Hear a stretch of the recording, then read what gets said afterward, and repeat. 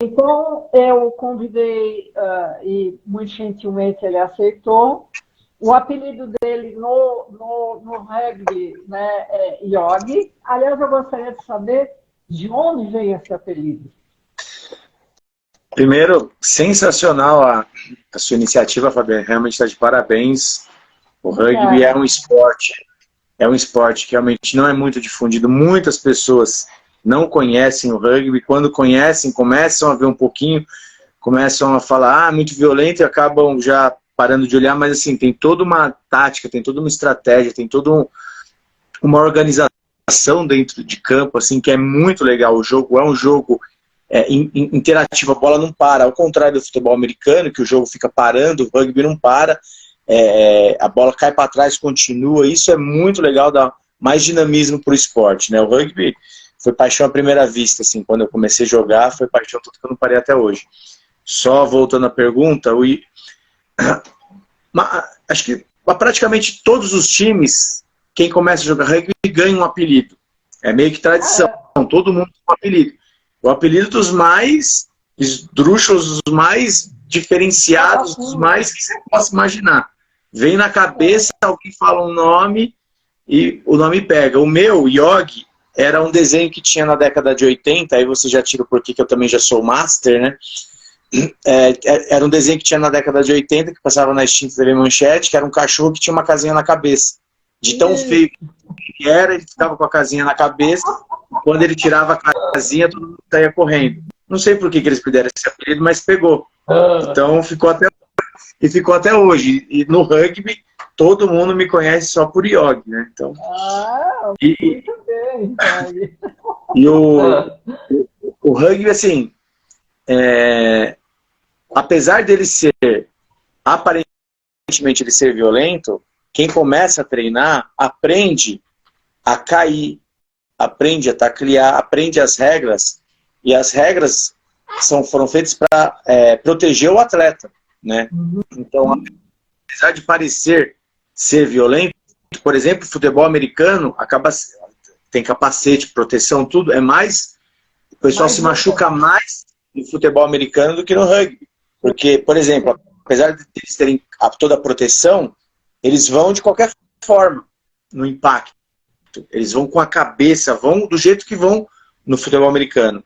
No rugby, como nós não temos a proteção, e nós temos uma regra onde você, para taclear, você tem que ir do peito para baixo, você tem que entrar com o ombro, você não pode de qualquer jeito. Tem que ter a pessoa que tacleia, a pessoa que derruba, tem que acompanhar o derrubado no chão, os dois têm que cair no chão juntos, justamente para o cara que dá uma trombada com o ombro não machucar quem está caindo. Então, assim, tem toda uma regra voltada para proteger os atletas, para não se machucarem. Ok, nós vamos chegar lá. Eu gostaria que você se apresentasse, antes de mais nada. Justo. Eu sou Jorge Pérez, né? Comecei a jogar rugby quando eu entrei na faculdade de engenharia, no Mackenzie, me formei engenheiro pelo Mackenzie, comecei a jogar em 95, com 19 anos, né? Comecei a jogar no universitário, fui jogando, acabei me formando, continuei jogando no universitário, inclusive teve uma das regras do universitário para poder deixar um veterano formado pela faculdade jogar pelo universitário, foi feito por minha causa, assim, pessoal, para eu poder continuar jogando e ajudando a desenvolver o rugby, ensinar a molecada nova que vinha, entrava na faculdade e tudo. Continuei jogando no universitário. Em 2007, eu comecei a jogar num time de primeira divisão, no Rio Branco, e por 7 anos eu fiquei jogando nos 2 times. Jogava de sábado no Rio Branco e domingo no Mackenzie. Rio Branco, você diz a escola? O Rio Branco o time de rugby do Rio Branco surgiu por conta dos alunos que estudavam no Colégio Rio Branco. Eu estudei minha vida inteira no Colégio Rio Branco. É? Então, o Rio Branco tinha muitos argentinos, alguns filhos de argentinos que estudavam no Rio Branco. Eles se juntaram, formaram um time do Rio Branco, começaram a jogar pelo colégio, defender o Colégio Rio Branco no rugby, E depois, quando o time já estava bem desenvolvido, eles acabaram separando, o time de rugby acabou se separando do Colégio Rio Branco e começou a trilhar uma carreira, vamos dizer assim, profissional, né, no rugby, e começou a primeira divisão. Hoje o Rio Branco também disputa Campeonato Paulista, Campeonato Brasileiro, mas hoje está separado do colégio, mas se originou também pelo Colégio Rio Branco. E olha, deixa eu fazer uma perguntinha assim, a respeito do rugby. Por exemplo, na natação, eu não sei ainda quais são os critérios que os esportes usam para dizer que, a partir daquela idade, o atleta é master.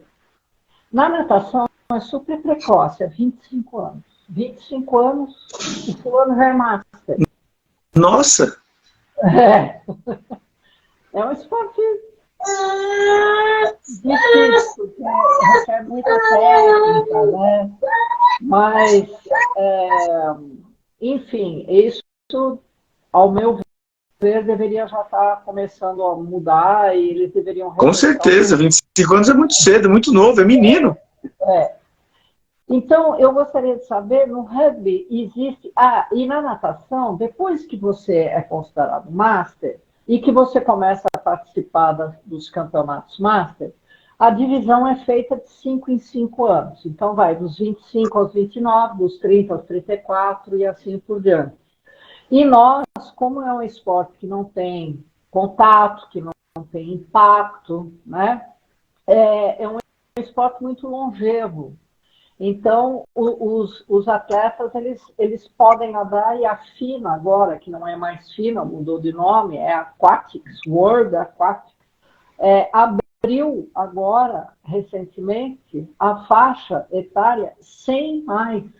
Porque, nossa! a longevidade está aumentando muito no mundo inteiro, né?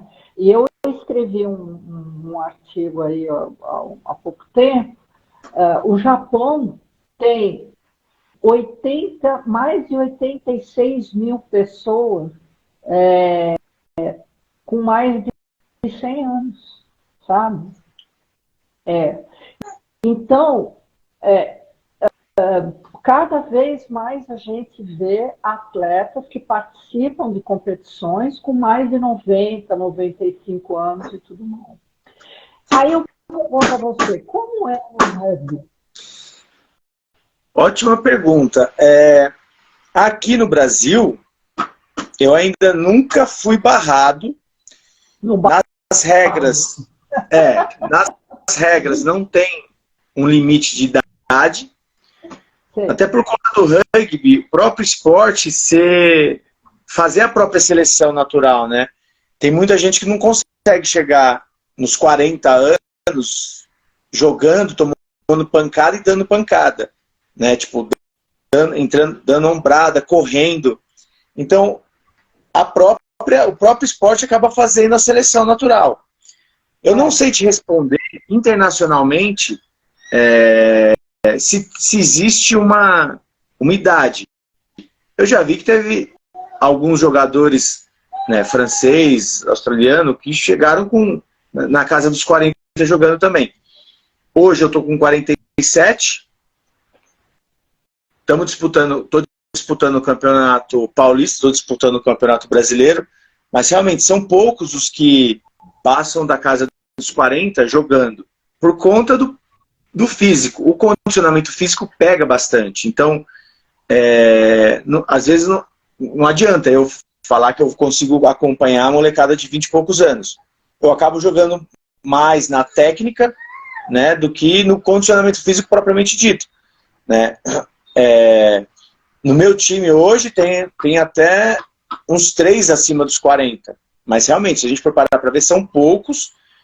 Nunca fui barrado de jogar por conta da idade. E para você jogar rugby com 40 anos, você tem que estar com a parte muscular forte, a parte muscular bem preparada. Porque senão também você não aguenta tomar tanto tackle, né? Se tomar tanta pancada no jogo, você nem ia aguentar jogar. Então, o atleta que opta por continuar jogando por muito mais tempo, tempo, ele também tem que ter uma vida regrada, tem que ter, saber o que pode comer, o que não pode comer, o que pode beber, o que não pode comer, porque hoje não adianta, é que eu não bebo e eu não fumo, mas um cara que bebe, se beber no dia anterior, ele não vai conseguir jogar o rugby no dia seguinte, né? Mas isso é para qualquer esporte. Oi? Isso é para qualquer esporte.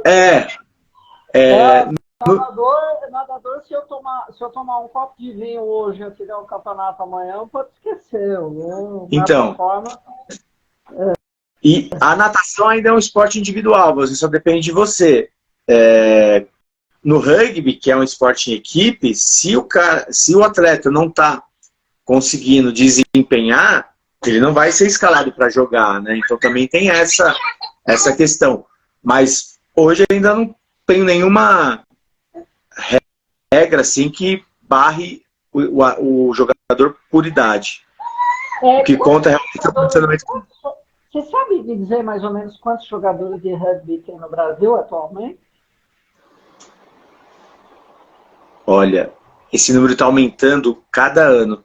Eu não sei te dizer um número, mas a gente pode até dar uma pesquisada aqui quantos jogadores de rugby tem no Brasil hoje, mas quase todas as faculdades hoje têm um time de rugby pelo menos, tem clube em cada estado aparecendo novo, entrando para disputar um campeonato paulista, tentando disputar campeonatos, e aumenta cada vez mais. Estou tentando dar uma pesquisada aqui agora na quantidade total de atletas, mas assim, é muito. Lógico, a maior quantidade concentra em São Paulo, Rio, Minas, né? Aqui concentra a maior quantidade de jogadores. Tem em torno de 15 mil jogadores de rugby e mais de 300 times. Jogadores registrados na CBR, né? Fora os jogadores que começam numa faculdade e ainda não tem registro. Sei. Vocês têm registro? Como é que funciona? Tem. Quem disputa campeonato federado, vamos dizer assim, tem que fazer um registro na CBRU, né? Tem que fazer um registro na faculdade, para a faculdade cadastrar os atletas, né? Todo ano, isso é todo ano, quando a gente vai começar o campeonato, pré-temporada, nós temos que apresentar um exame físico, né? A gente tem que fazer um teste com cardiograma, tem que apresentar exames, tem que fazer... Você sabe que não são todos os esportes que exigem isso. E eu fiz uma live com um cardiologista e um professor de educação física semana passada, e eles bateram muito nessa tecla. Então, eu fico feliz em saber disso. Nós temos que fazer 2 exames por ano. Para o Campeonato Paulista, quando começa, e no Campeonato Brasileiro, que é no segundo semestre, tem que apresentar um novo exame cardíaco. Tem toda uma bateria de exame que tem que apresentar, e todo início de ano a gente tem que fazer o Rugby Laws e o Rugby Red, que são atualizações do esporte que tem todo ano, que a Confederação Brasileira disponibiliza, e todo atleta tem que fazer, responder todos os questionários, tirar o certificado e apresentar esses certificados que fez o Rugby Laws e o Rugby Red, junto com o atestado médico. Todo ano. E sempre falando dessas competições, você então tem Campeonato Paulista, Campeonato Brasileiro, e depois, como é que faz? Tem Sul-Americano, tem Mundial, como é que funciona? Tem. Primeiro semestre Campeonato Paulista, segundo semestre Campeonato Brasileiro, no final do ano tem Rugby Sevens, né, que aí entre novembro e fevereiro, março, tem todo um campeonato de Sevens, que é uma versão reduzida do rugby. Você ia fazer a pergunta, quantos jogadores tem em campo? São 15 jogadores de cada lado. Esse é o rugby único, que a gente chama. 15 de cada lado. O Rugby Sevens, que tem no final do ano, são 7 de cada lado. O Sevens, inclusive, é a modalidade olímpica que estreou em 2016.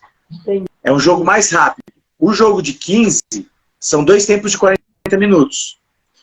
O jogo de 7 são 2 tempos de 7 minutos. É rápido o jogo.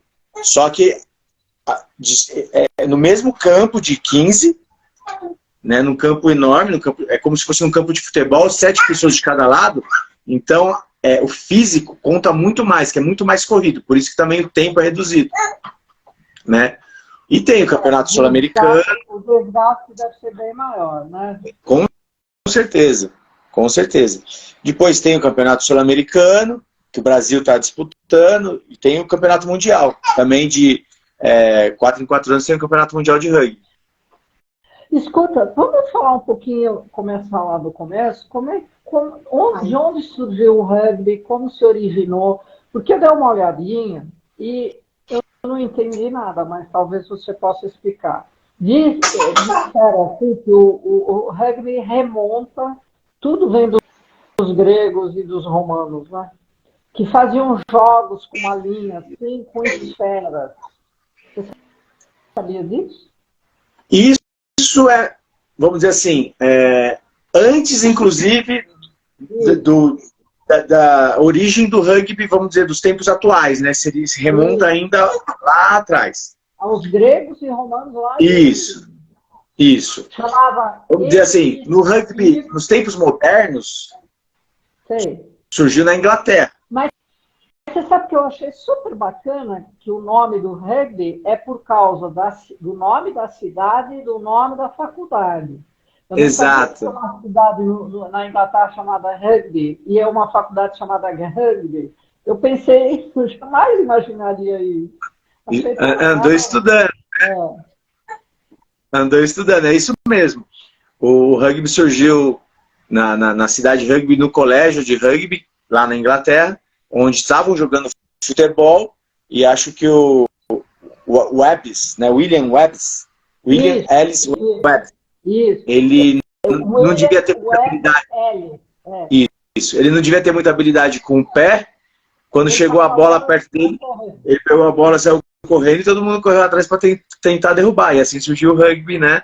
Em 1861, 1863. Parece que a origem é de 1823. Isso, desculpa, vi errado aqui. Não tinha regras escritas, né? Isso, 1823, tá certo. E aí, em 45, eles escreveram todas as regras. Em 1871, aí surgiu o RFU. Correto. Isso. E quem trouxe a primeira bola de rugby para o Brasil foi o Charles Miller. Charles Miller trouxe a primeira bola de rugby junto com a bola de futebol.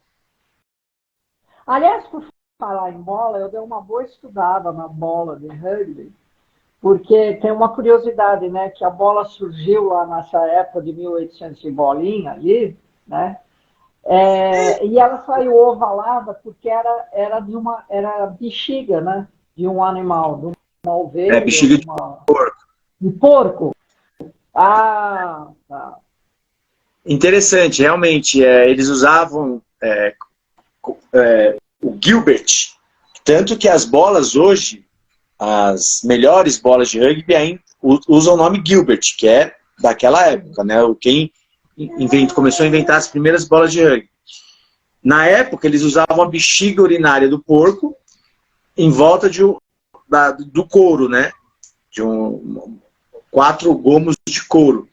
Só que a parte ovalada, a bola ficou ovalada por conta da bexiga do porco, que não era perfeitamente redonda, né? E isso acabou dando certo, porque esse formato ovalado, depois começaram a treinar e desenvolver melhor os passes de rugby hoje aproveitam essa aerodinâmica ovalada, que ela gira no próprio eixo e ela consegue ir retilínea sem ficar fazendo movimentos, nada, e fica mais fácil para arremessar e para segurar, quando a pessoa sabe jogar, né? E a diferença entre a bola do rugby e a bola do futebol americano é que a do futebol americano tem as extremidades mais pontudas, né? E aí eu acho que isso faz diferença no arremesso. Faz. No futebol americano, ela é menorzinha e ela tem mais formato de míssil, vamos dizer assim, porque o quarterback... Menos aerodinâmico, menos aerodinâmica. Não, ela também tem a mesma aerodinâmica. O quarterback arremessa ela vai em retilínea, girando em torno do eixo, e formando uma parábola perfeita quando o quarterback sabe jogar. E o rugby, a gente usa as duas mãos para tanto arremessar quanto para segurar. Então, por isso a bola do rugby acaba sendo um pouco maior, para facilitar também o arremesso. E na hora de segurar a bola, quem também vai segurar a bola com as duas mãos. Ela tem... Eu vi que ela tem de 28 a 30 centímetros de comprimento. Correto. E o peso é entre 410 e 460 gramas. É isso. Isso, o peso gira em torno de 400 gramas, 77 centímetros de perímetro, 66 de circunferência, então ela tem toda uma medida oficial para jogar. Mas assim, é branca. A bola do adulto. As crianças, conforme vão aprendendo a jogar, elas têm bolas menores para ir jogando. As criancinhas. Então, a bola de rugby também tem uma numeração de acordo com a idade, porque a bola de rugby do adulto ia ficar muito ruim para a criança segurar, né? Então tem a bolinha menor para a criança segurar, para a criança começar a jogar o rugby quando está iniciando o esporte. Bacana, né? Acho sensacional. Você tem filho? Tô com uma filha agora, de 9 meses. Comecei a ter filho tarde, mas assim, quero ver se eu ainda consigo jogar rugby e levar ela para me ver jogar rugby, mas já tô com 47, vamos ver, né? Até quando vai dar, até quando eu vou conseguir jogar, porque é aquilo que eu falo, né? Enquanto o coração aguentar e as pernas estiver correndo, eu vou continuar jogando. Mas tá difícil. Eu acho assim super importante. Eu, por exemplo, eu tive uma experiência familiar, né, com meu pai, que foi o precursor da pesca submarina aqui no Brasil. Então, legal. Em casa nós passamos a vida inteira praticando esse esporte junto, em família, né? Meu pai, meu irmão, eu e os amigos, né? E eu acho que com isso se estabeleceu um relacionamento familiar que é bem diferente de qualquer outro relacionamento que não tem um esporte em que a família participe. Porque você ensina as crianças a ter muito mais confiança, a torcer, a ser mais companheiro, a ser cúmplice, né? Depois a criança começa também a participar. Você leva o esporte para dentro de casa. Concordo plenamente. Isso começa a ser assunto, né, de mesa, quando vocês jantam, almoçam, tudo mais. Então, o esporte ele passa a ser parte do dia a dia da família, né? E com isso você consegue estabelecer, digamos assim, um hábito, né, saudável, né, tomar banho, escovar dente, fazer um esporte, né? E porque isso eu acho que a coisa mais difícil que tem é você passar essa paixão por algum esporte para as crianças. A partir do momento que você leva as crianças junto, é uma coisa que aflora naturalmente. Aflora naturalmente, concordo. Então, eu pretendo, assim que puder, já colocar a Heloísa no esporte. No rugby vai ter uma briga aqui em casa, porque a mãe fez balé, eu fiz rugby, e eu queria botar no rugby, mas acho que vai ser um pouco difícil. Mas o esporte eu acho que é fundamental. Começa já desde criança a saber respeitar hierarquias, saber trabalhar em equipe, saber ter empatia pelo outro. Então, assim, eu quero assim que eu puder, eu já vou colocar a Heloísa realmente em algum esporte para ela já começar a desenvolver toda essa parte. Eu comecei a fazer esporte desde cedo, desde os 10 anos. Já fiz judô, karatê, natação, futebol de campo. E aí quando entrei no corrida de aventura, fiz muitos anos de corrida de aventura, mas muito, muito sensacional. Mas no rugby parei. Tanto que aqui eu tenho até separei algumas das poucas medalhas do rugby. E a bola, né? Eu tava falando da bola e esqueci de falar que a gente... Que legal! Separei aqui a bola do rugby para mostrar. Ai, que linda! São 4 gomos, né? Essa aqui tá novinha, precisava encher ela ainda, né? Que bacana! E o que vocês usam além, por exemplo, bom, tem a bola. Quais são as outras vestimentas que vocês teriam, os outros equipamentos? Então, essa é sempre a pergunta que me fazem, né? Mas vocês não usam nada de proteção? Fizeram a pergunta aqui se a Heloísa ia ganhar uma bola de rugby. Assim que puder, eu vou dar uma bolinha de rugby para ela. No rugby, camisa, shorts e chuteira. Algumas posições, que a gente chama de segunda linha, terceira linha, usam um capacete de espuma, porque quando a gente vai formar o Scrum são 8 pessoas de cada lado que encaixam um com o time adversário, né, junto com o time adversário, encaixam cabeça com cabeça e começam a empurrar, a bola é introduzida aqui no meio, ganha quem consegue empurrar e fazer a bola chegar no pé do último homem. São 3 primeiras, com 3 primeiras, outros 2 encaixam atrás desses primeiras. Esses segundos homens que encaixam, a orelha acaba ficando fazendo assim muito tempo, então às vezes começa a machucar a orelha. Então essas pessoas, às vezes eles podem usar um Scrum Cap, que é um capacetinho de espuma, para proteger a orelha, né, para não machucar, não cortar. Tem jogador que usa um protetor bucal, de dentro. Não entendi. Usa o protetor bucal, é isso, assim, protetor de dentro. Alguns jogadores usam protetor bucal. Eu tenho demonstrar aqui o Scrum Cap, como que é, ó. Esse é o Scrum Cap. O capacetinho. E essa já é a Heloísa. Esse capacetinho é para proteger a orelha de alguns jogadores. O protetor bucal, alguns jogadores usam. Às vezes isso acontece de tomar uma pancada na boca, mas é sem querer. Eu não consigo jogar com protetor bucal porque atrapalha para respirar. Né?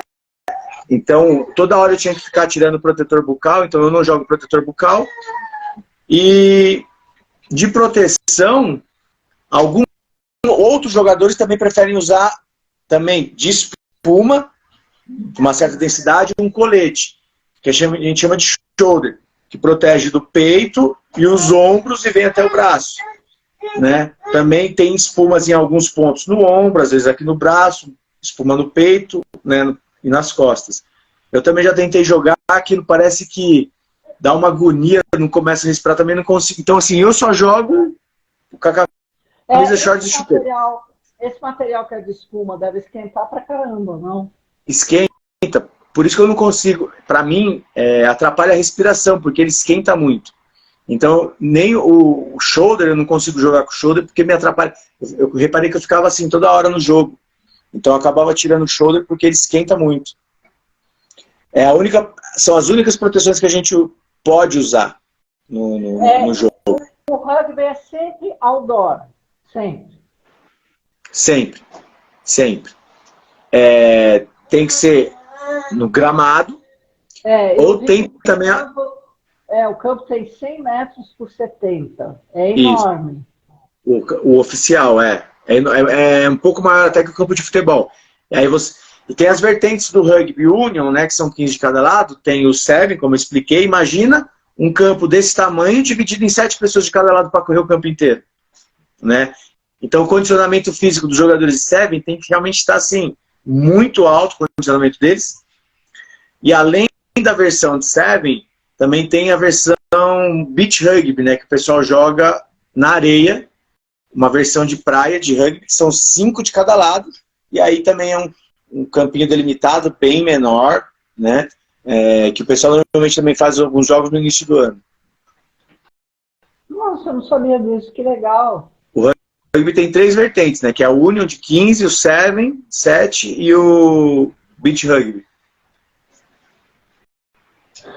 Muita coisa que o pessoal não sabe, né, que as pessoas que não têm contato com o rugby realmente não sabem desses detalhes, assim, mas tem muitos detalhezinhos no rugby que é o que faz o rugby interessante, né? Que faz o rugby ser divertido e interessante de se jogar.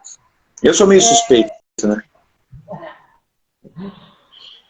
Yogi, eu ia te perguntar sobre... Peraí, não era a função dos jogadores. Sim, eu ia perguntar para você quais são os países que mais se destacam assim no mundo. Eu sei que é a Nova Zelândia, né?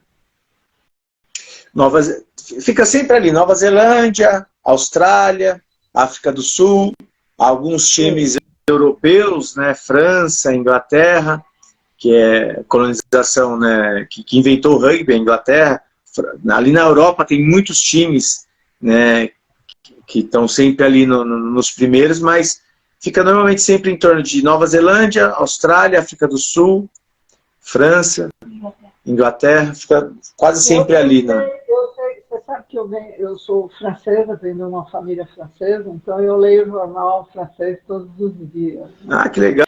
E eu vejo que eles são absurdamente, assim, apaixonados por rugby.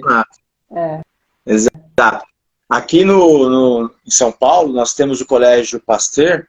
Sim. Que o Pasteur tem um time de rugby também muito forte, está sempre disputando ali os campeonatos, sempre nas cabeças ali dos campeonatos, o Pasteur, que é francês, né?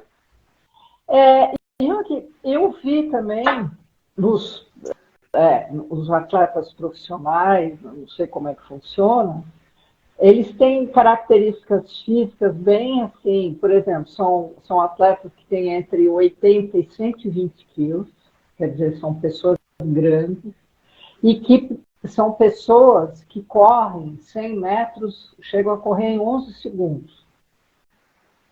Exato. Eu fiquei muito impressionado com isso.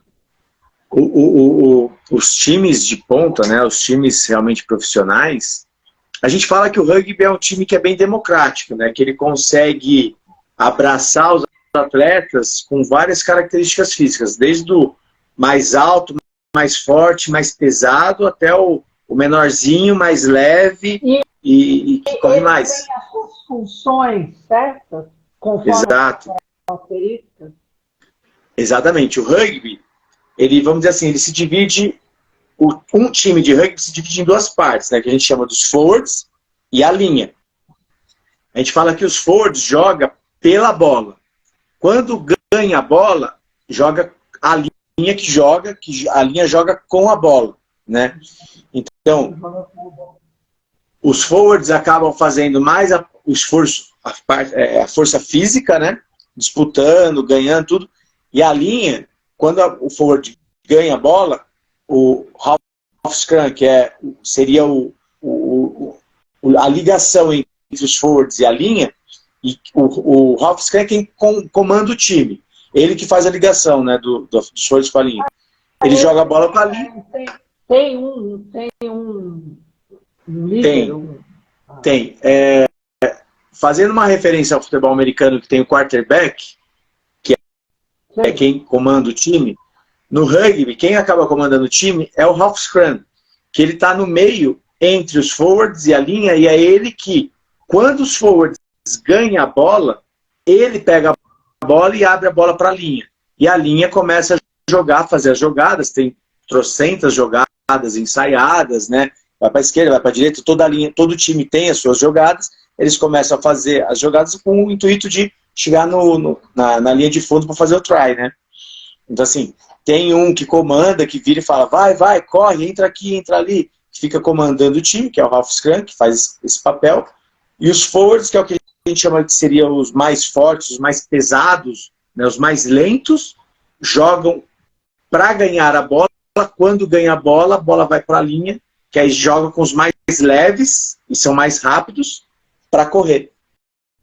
Então, por isso que a gente fala que o rugby é bem democrático, né? Que ele consegue pegar desde uma pessoa mais gorda, uma pessoa mais pesada, até aquele mais baixinho, mais leve, só que corre muito. Nossa, mas correr 100 metros em 11 segundos, aí um cara de, sei lá, 120 quilos que corre 100 metros em 11 segundos, se você pega um treco desse na frente, é um trem.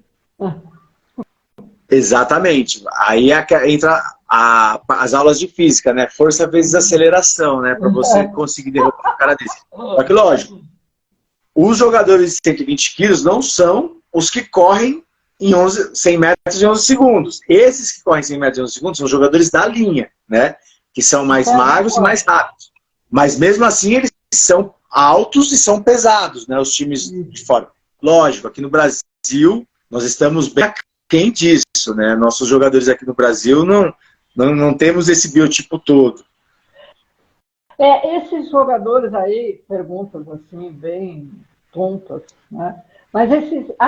na Nova Zelândia eles têm aquele time All Blacks, é isso? All Blacks. E eu fui ver que eles fazem aquela dança... O haka. O haka, que é da... O haka é uma tradição maori, né, neozelandesa, né, uma tradição maori. Todo jogo de rugby, os All Blacks fazem o haka, mas eu já vi que não é só no rugby que a Nova Zelândia faz essa dança do haka, mas ela se tornou tradicional e ficou mundialmente conhecida no rugby.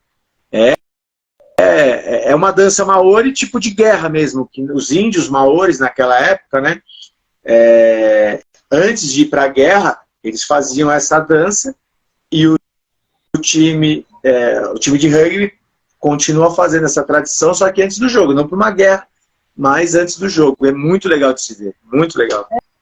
Eu assisti, eu vi, inclusive, que eles têm, que quando a gente não pertence, né, a essa cultura, as coisas eu acho que ficam mais complicadas de a gente pegar o sentido mesmo, né? E eu vi, por exemplo, até num casamento, o rapaz era um inglês, casou com uma maori, uma uma neozelandesa. Que legal! E o irmão e os amigos dançaram isso em respeito, era uma demonstração de respeito ao marido. E que legal! Mulheres, em geral, não dançam, mas no casamento ela pôde dançar. Nossa, gostaria de ver esse casamento aí. Muito legal mesmo saber isso. Ela estava muito emocionada de eles terem feito aquilo, terem dançado, sabe? Esse casamento foi onde? Foi aqui no Brasil, não, né? Não, lá. Ah, lá. Que legal. Achei muito interessante, bem bacana. E eles fazem aquelas caretas, né? Que devem ter algum sentido. Fazem caras e bocas, língua para fora, aquelas caras assustadoras, mas apesar de eles falarem que toda vez que eles iam guerrear, eles faziam essa dança, mas eles sempre deixaram bem claro que isso realmente era um sinal de respeito ao adversário, né? É um sinal de respeito, como você disse. Bacana isso. Muito legal. Se você parar para pensar, o adversário,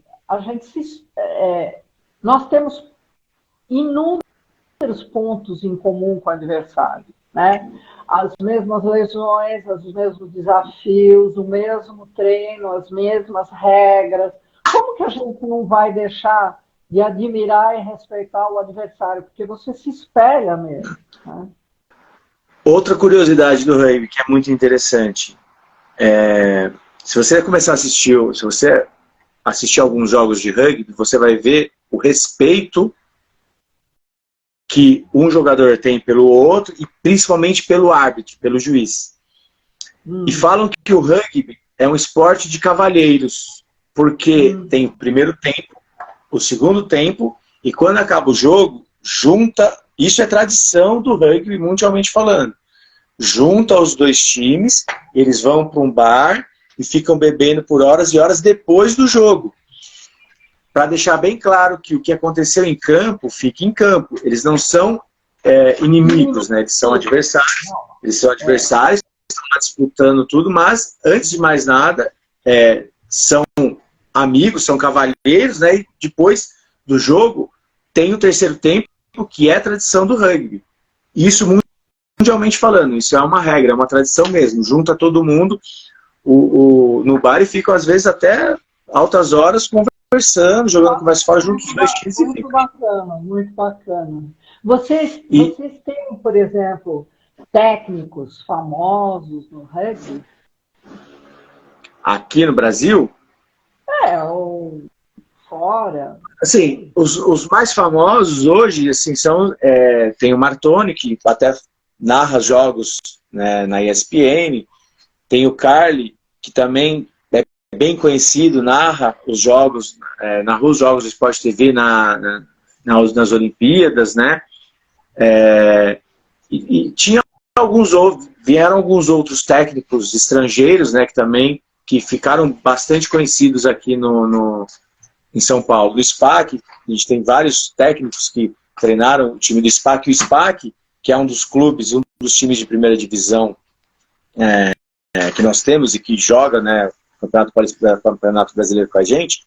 O SPAC é o clube onde Charles Miller levou a primeira bola de rugby, a primeira bola de futebol, e o SPAC tem até hoje esse clube lá, né, na beira da represa de Guarapiranga, né, tiveram vários técnicos conhecidos que vieram do SPAC, né.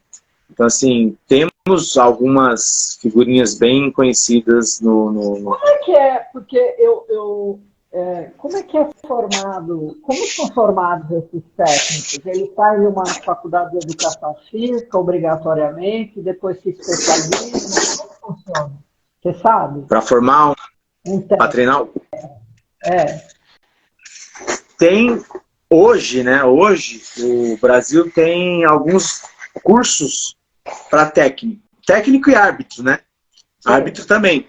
Tem alguns níveis, né? Começa com nível 1, nível 2, nível 3, a pessoa vai fazendo esses cursos para ser técnico, só que assim, não necessariamente, como o rugby ainda é bem carente, né, de campo, divulgação, tudo, um jogador que se destaca mais, que tem mais conhecimento das regras e que já está pensando em se aposentar, normalmente ele acaba virando técnico sem fazer o curso.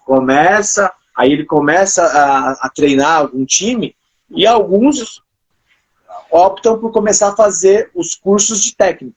Mas, normalmente... Mas, por exemplo, o técnico, ele não precisa obrigatoriamente ser professor de educação física, não, né? Não, é o ideal. Eles pedem para o técnico ter ser formado, ter a carteirinha, né, de professor de educação física. Mas não são todos que conseguem ter, né?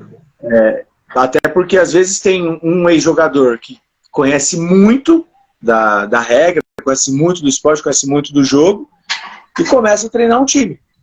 E depois que ele começou a treinar o time, que ele vai tentar fazer os cursos de técnico. Mas ainda temos muita carência no esporte por conta disso. Eu imagino. É um esporte caro? caro? Não, o material não. O material não é caro, até porque realmente chuteira, basicamente, que é o mais caro, camisa, short, chuteira, mas acaba sendo caro porque os times que acabam meio que se bancando para conseguir disputar o campeonato. E o campeonato em si é um campeonato caro, porque em todo jogo tem que ter uma ambulância acompanhando o jogo, com um médico dentro, um auxiliar, tudo técnico. Então, a gente tem que pagar o aluguel do campo, tem que pagar a ambulância, tem que pagar a confederação, a organização por conta do campeonato em si, né? Então tem todo um custo que, por conta do campeonato, e o time, quase todo o time que se auto-paga, aí acaba ficando um pouco mais caro, mas comparado com outros esportes que requer material para poder jogar, não. Nesse ponto, o rugby acaba sendo um esporte mais barato, vamos dizer assim. Quando vocês jogam, vocês têm público? Vocês cobram do público? Como é que funciona? Não, ainda não. Ainda estão cobrando quando a seleção brasileira vai jogar. Um jogo ou outro, eles cobram um valor simbólico, às vezes fazem arrecadação de comida, às vezes fazem arrecadação de roupas, né, para fazer uma doação, mas hoje no Brasil a gente ainda não está cobrando ingresso para assistir uma partida de rugby.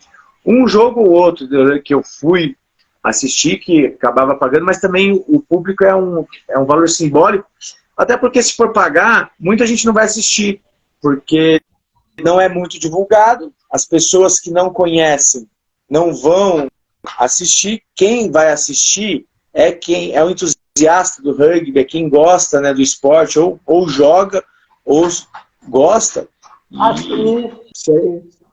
Às vezes a gente acaba afastando esse público se a gente for começar a cobrar, né? Entendi. E as mulheres no rugby? O Brasil está muito bem no Sul-Americano, né? O Brasil tá muito bem representado no time feminino. O time feminino brasileiro está sempre ali nas cabeças do feminino.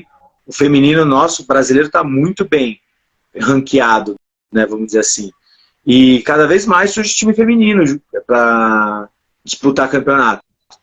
A confederação tenta, né, botar algumas regras até para começar a incentivar os times, de que todo time que vai disputar um campeonato brasileiro, por exemplo, tem que ter um time de categoria de base, tem que ter um time feminino, e antes do jogo principal, tentar fazer um jogo de demonstração, ou do feminino, ou dessas categorias de base, justamente para começar a tentar divulgar mais o esporte, né, tentar trazer mais adeptos ao esporte. Mas é difícil conseguir ter um que está, por exemplo, começando de base, ter um time feminino. Mas estamos tentando, estamos divulgando, estamos correndo atrás. Quais são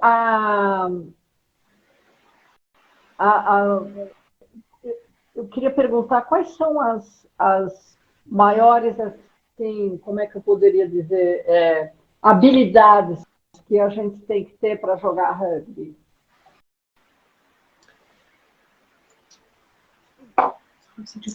Não tem que ter muita habilidade específica, é mais realmente ter força de vontade, gostar, porque acaba sendo as regras.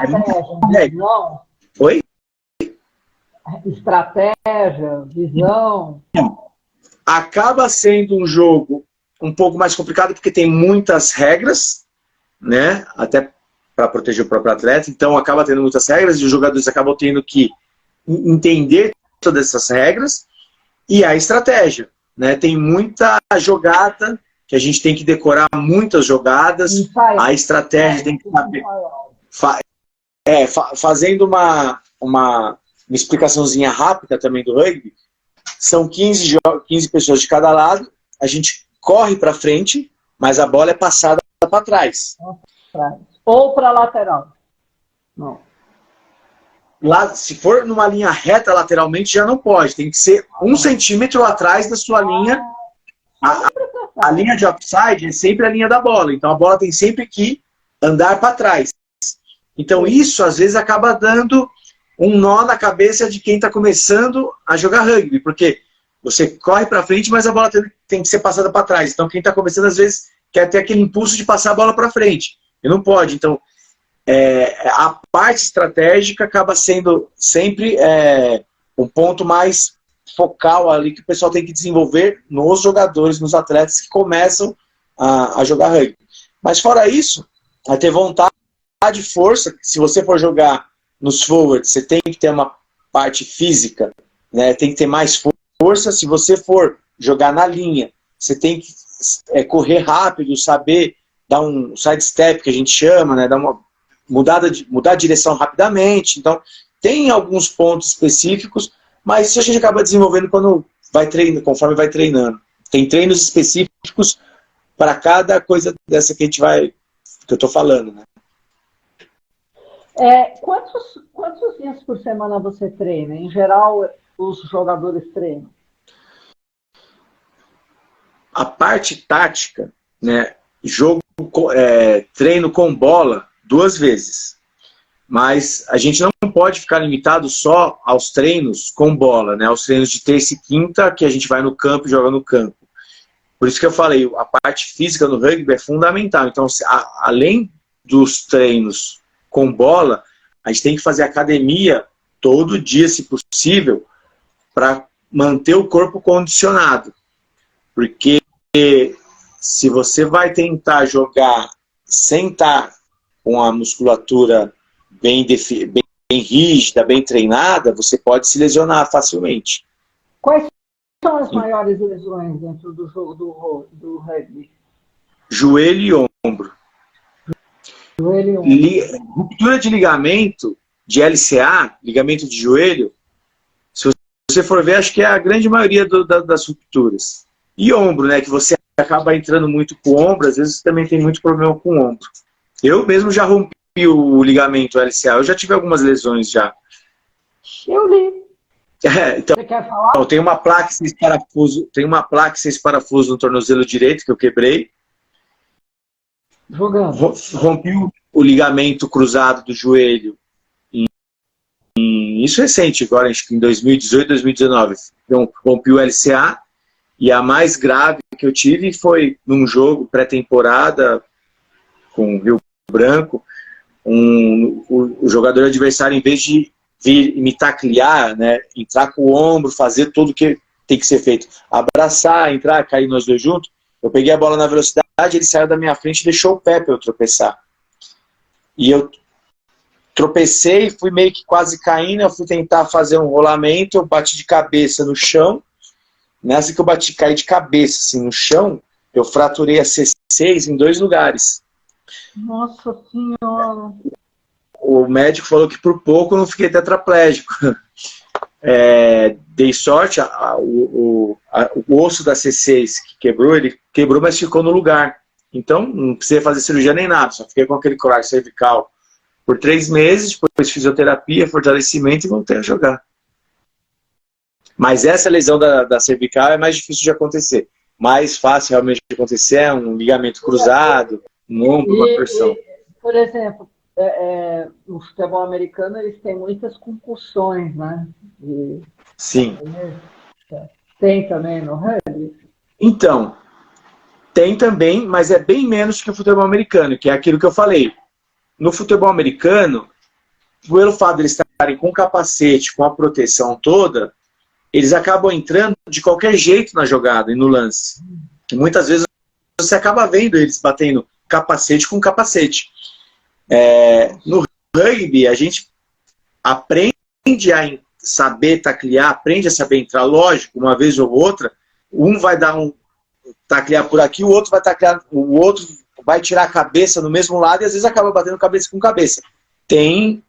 Algumas vezes tem concussão, mas comparando com o futebol americano, acho que é bem menos, mas eu mesmo já abri o supercílio uma vez que bati de frente com o adversário e uma vez bati a cabeça, mas De bater a cabeça, acho que dá para contar nos dedos da mão quantas vezes eu bati a cabeça com uma concussão feia, assim, dá para contar nos dedos da mão, foram poucas. E olha que são 28 anos de jogando rugby. Mas de vez em quando vocês fazem algum exame, assim, eletroencefalo? Não, não. Não. Sei que deveríamos fazer, mas não. Eu mesmo nunca fiz esse exame mais para concussão da cabeça mesmo. Sei. Bom, então nós estamos falando das lesões, os treinamentos. Os treinamentos em campo, além de vocês aplicarem as táticas, né? Treinarem isso, vocês treinam ainda o quê? Passe, arremesso, defesa. Tudo isso em todo jogo, exaustivamente, a gente treina as jogadas repetidamente, né, todo treino a gente treina as jogadas, o line out, né, o lateral, quando a bola vai para fora na linha lateral, a gente tem o line out, que a gente chama que é o elevador. Não sei se você já reparou, quando um pula, outro segura, a bola vai lá em cima, o cara pega a bola lá em cima, abaixa e entrega. Esse é a cobrança do lateral. Também tem uma jogada, também é ensaiado. A gente chama a jogada para saber, nesse lateral, às vezes tem 3 puladores.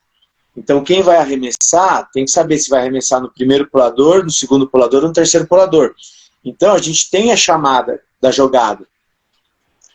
E a gente fica lá, meia hora treinando o line out. Então quem levanta, às vezes quem fica embaixo levantando o pulador, sai com os braços tudo moídos, de tanto que ficou fazendo, levantando o jogador. Mas toda vez, todo treino tem treino de line out, a gente treina o scrum, para treinar a posição do scrum, se está com as costas retas, se está entrando certo.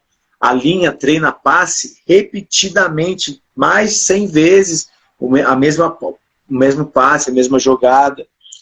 Então, todo treino a gente fica repetindo o que a gente está tentando colocar e implantar em campo. Porque aí, quando a gente vai para o jogo, a gente tenta fazer tudo aquilo que a gente treinou, fazer aquelas jogadas que a gente treinou, fazer acontecer em campo. Escuta, eu que sempre fiz esporte, é uma característica, né, de cada um, individuais. Eu tenho uma grande admiração, porque com o esporte individual, você não pode nunca responsabilizar ninguém pela sua performance, a não ser você mesmo. Então você assume aqui meia culpa, né? Como é que é no esporte em equipe? Todos vocês se entendem bem ou sai de vez em quando uma rixa, briga? E como é que é? A ideia é também nunca se um perdeu, é o time que perdeu, não é um ou outro, foi o time que perdeu. Né? A gente tenta sempre respeitar isso, né? Porque não adianta falar que foi culpa de um ou culpa de outro, porque não é um jogador que faz, ao contrário, por exemplo, do futebol, que às vezes um jogador consegue desequilibrar uma partida, no rugby não dá para um jogador desequilibrar uma partida, né? Realmente é um jogo em equipe, mas sempre tem uns bate-boca, umas discussões pós-jogo, tudo. Mas a gente sempre deixa bem claro, quem perdeu não foi fulano, ciclano, foi o time que perdeu. Bom, agora então a gente poderia entrar nas regras que eu vi que são muito complicadas. E eu vi também que tem, você falou, o pilar do rugby, que é o scrum, e tem o tal do melee. O que vem a ser isso? Qual? Scrum. O Scrum? Scrum, melee. O que é o melee? Melee? Não, acho que eu não entendi. Acho que não foi esse o termo que eu devo ter usado. Mas assim, a gente tem o Scrum, que é quando tem uma falta. Os forwards, que são 8 forwards, se juntam, né? 3 e 3, né? Eles encaixam cabeça com cabeça. Tem o segunda linha e as terceiras linhas. Eles formam o scrum. O half, que é aquela pessoa que faz a ligação entre o forward e a linha, ele introduz a bola no meio e começa a disputa pela bola. A bola tem que sair no pé do último homem. Esse é o scrum. Ah, eu não sabia disso, porque a gente vê aquele negócio todo assim, junto, fechado, né? Você não sabe disso, né? Então a bola fica no meio e depois como é que funciona?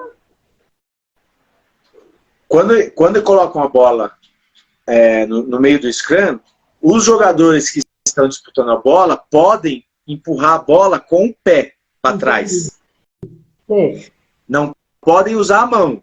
Não podem com a mão empurrar a bola para trás. Com o pé pode. Então, a gente faz força para frente e ainda empurrando a bola com o pé para trás. Entendi. Então, parece que tá uma muvuca lá, parece que tá uma bagunça lá. Mas não, tá tudo muito bem organizado. Estão tentando empurrar a bola, estão fazendo força, o outro time está tentando resistir, até a bola sair no pé do último homem e o half scrum fazer a ligação com a linha. Essa é uma das características do rugby. A outra é o line out, quando a bola sai para o lateral, os 8 forwards, os mesmos 8, se alinham, deixam uma distância de 1 metro entre uma fileira e outra. O time que tem a posse de bola, arremessa a bola, tem que arremessar no meio desse line out. E os 2 times podem disputar. Por isso que tem que ter a jogada, por isso que o cara que vai arremessar tem que saber se vai arremessar no 1, no segundo ou no terceiro pulador, porque o time adversário não sabe. O time adversário vai tentar pular para tentar roubar a bola. Sim. Né? Então o time tem que estar bem entrosado, tem que estar bem ensaiado com esse arremesso de lateral, para não perder a bola no lateral. E acontece muito do outro time conseguir pular e roubar a bola. Que nem no basquete. Exato, que nem no basquete. O juiz joga a bola no meio e os 2 vão disputar a bola. O time todos, né, o time como um todo corre para frente e vai passando a bola para trás, e nesse passar de bola para trás vai tendo as jogadas. Um vai cruzando com o outro, um passa na frente, outro pendura a bola, pega a bola na velocidade.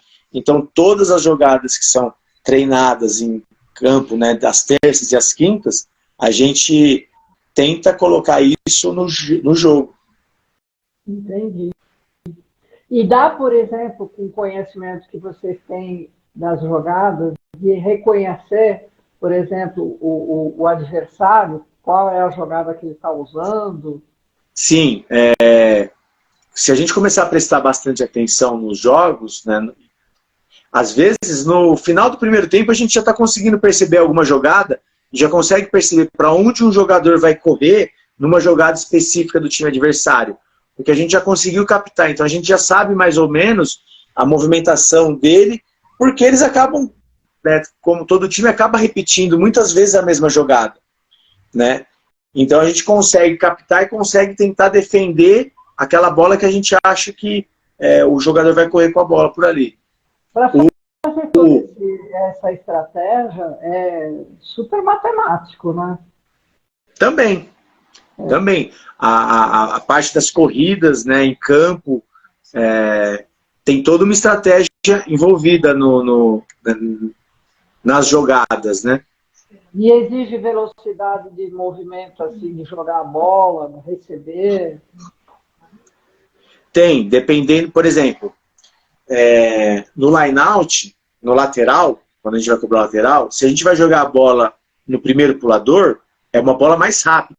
O cara lança a bola como se fosse assim, um míssil mesmo, pá, uma bola rápida, pá, pum. Se for no último jogador, a bola tem que ser uma bola jogada meio que em parábola. Ok. Para conseguir passar por cima de todo mundo e cair na mão do último homem, né? Sim. Os passes de linha também, tem passe em que a gente só levanta a bola, dá uma penduradinha na bola, porque está vindo um jogador em velocidade, correndo e recebendo a bola. Tem outros em que o jogador está mais distante, a bola tem que ser lançada com mais força e com mais velocidade, para conseguir a bola chegar primeiro que o jogador adversário na mão do nosso jogador. Então também tem... Tem que conhecer super bem o peso da bola, como o lançar a peso da bola. bola, tem que ter plena noção de física aí, né? Exatamente, principalmente, por exemplo, para poder conseguir fazer uma parábola com a bola, né? Você Sim. tem que ter a noção do peso da bola. Para você pendurar uma bola, você tem que ter noção do peso da bola para não jogar a bola muito para cima, muito alto e perder o time com o jogador que vai. Tudo é questão de time mesmo, né? Você pega uma bola, dá uma penduradinha assim, dá uma levantadinha nela para o jogador já receber. Se você joga muito alto, o jogador perde o tempo da bola. Já aconteceu, por exemplo, a bola cair no chão e como é que funciona? Então, boa pergunta. Quando o jogador pega a bola, vai tentar pegar a bola bate na mão e vai para frente, é uma falta. Aí forma um scrum. Quando a bola bate na mão e vai para frente, o jogo para. Se a bola bate na mão do jogador e vai para trás, o jogo continua. Aí outro jogador pode vir pegar a bola, levantar e continuar a jogada. O adversário também pode. Se a bola bater na mão e for para trás, e a bola estiver pipocando, o jogador adversário pode correr, pegar a bola e fazer o try. Quando a bola bate na mão e vai para frente, é o que a gente chama de knock-on. Tudo nome em inglês, né? Os termos, né, do rugby, né? Knock-on. É uma falta, não pode ir para frente. A bola tem sempre que ir para trás. Mesmo a gente corre para frente e passa para trás, se ela cair, ela também só pode cair para trás. Para frente, pode só chutando. Se a gente pegar a bola e for chutar pode ir para frente. A trave é a mesma do futebol americano? O gol lá? No futebol americano é como se fosse um Y, né? Porque tem o Y e tem um poste só para trás, assim. No futebol americano a gente chama de H. Tem 2 paus e uma trave. E a abertura do H do rugby é um pouco maior que a do Y do futebol americano. Mas outra curiosidade, né? No futebol americano, sempre quando vão chutar no Y, é do meio de campo, sempre. Qualquer chute, do meio de campo. No rugby, você tem direito ao chute nos paus a partir do momento onde você encostou a bola na linha de fundo. Tem a linha de fundo, você encostou a bola no chão. Então, é só então que você pode chutar. Tem duas maneiras de você chutar nos paus, né? Uma é essa, quando você faz o try, você cruzou a linha de fundo e encostou a bola no chão. Nesse ponto onde cruzou a bola no chão, a pessoa que for chutar tem que traçar uma linha reta e vir vindo para trás até ele achar onde ele tem ângulo suficiente para conseguir chutar nos paus. Ou seja, se ele fazer o try próximo da linha lateral, já quase na linha do escanteio ali, sabe, do futebol, ele está quase na linha lateral, ele tem que vir muito mais para trás para conseguir ter um ângulo para chutar nos paus. Ou seja, ele vai ter que ter mais força no pé para chutar, porque ele tem que ter um ângulo melhor. Se ele faz o try bem embaixo dos paus, do H, é um chute mais curto, ele recua só um pouquinho e chuta. Deu para entender essa diferença do chute? Eu fico imaginando, Jorge, o seguinte, a destreza que a pessoa tem que ter, porque uma coisa é você ter a habilidade de fazer essa parábola mais perto ou mais longe com a mão. Outra coisa é você usar o pé para jogar aquela bola que tem que saber Outra coisa que é muito treino. Às vezes o chutador, que a pessoa, é um chutador, um ou dois chutadores sempre que chuta a bola. Não é qualquer um, é um ou dois. Às vezes eles chegam um pouco antes do treino só para ficar chutando bola. Fica só chutando. Ou às vezes o treino acaba, eles ficam um pouco mais só chutando bola nos paus. Eu imagino, porque Uma coisa é a habilidade que você tem com a mão, então você sente aquela formação da bola, você sente o peso, né? E você tem, assim, a consciência, né? Da força que você está colocando para jogar bola e tudo mais. Mas o pé, Isso. ele não tem essa É treino, é muito treino. Eu não me meto a besta a chutar. Porque realmente é muito treino, tem que saber chutar, tem que saber posicionar a bola direito, porque como ela é uma bola oval, você tem que saber posicionar ela direito para ter uma melhor direção. Posicionada de pé ou deitadinho? De pé. Embicada meio que para a direção que você vai chutar. E tem um apoio. Quando você vai chutar, tem um apoiozinho de borracha que a gente põe no chão para poder chutar a bola. Não é no gramado, ela não é apoiada no gramado. Esse apoio chama tee, né? Quando vai chutar, entra uma pessoa, entrega o tee para o chutador, aí o chutador apoia o tee no chão, pega a bola, põe a bola nesse tee, direciona ela mais ou menos para onde ela quer para poder chutar. Então, tem muitos, tá vendo? Tem muitos detalhezinhos, muitas coisas que o pessoal não faz ideia de como que é o rugby, né? E para chutar a bola não é só no try. Quando você faz o try, você tem direito ao chute. Às vezes, se a pessoa vem numa falta um pouco mais violenta, por exemplo, ela veio com o braço no pescoço. Isso não é uma falta, seria uma penalidade. Aí, num penal, a gente tem a opção por ou chutar para os paus, só que aí a gente tem que chutar para os paus da onde foi feito o penal, ou seja, se tiver muito longe dos paus, não vale a pena chutar, e a gente opta por sair jogando. Mas se estiver próximo dos paus, o time opta por chutar para os paus, e aí ganha 3 pontos. Então, tem muito jogo que foi decidido só nos chutes de penalidade, não houve nenhum try. Quantos pontos, mais ou menos, em geral, assim, se faz num jogo? Depende muito da diferença técnica dos times, né? Se você pegar um time que está no topo da primeira divisão, né, da chave, contra um time que está lá embaixo, a diferença é grande, mas a gente já teve jogo de ser 80-0, os jogos mais equilibrados fica ali 14-14, 20-14, mas varia muito, depende muito da diferença técnica dos times. Tem empate, olha. Existe empate? Existe, é difícil, mas existe. E como é que faz para desempatar? Como é que é o... No jogo, no campeonato corrido, né, no meio do campeonato, se terminou empatado, fica empatado. Numa decisão, às vezes tem o Golden Try, que a gente chama, né? Já aconteceu uma vez, tipo, o jogo terminou empatado, ganhava quem fizer o primeiro ponto. Ou um try, ou um penal, uma conversão por chute. Entendi. Aí ganha quem desempatar primeiro.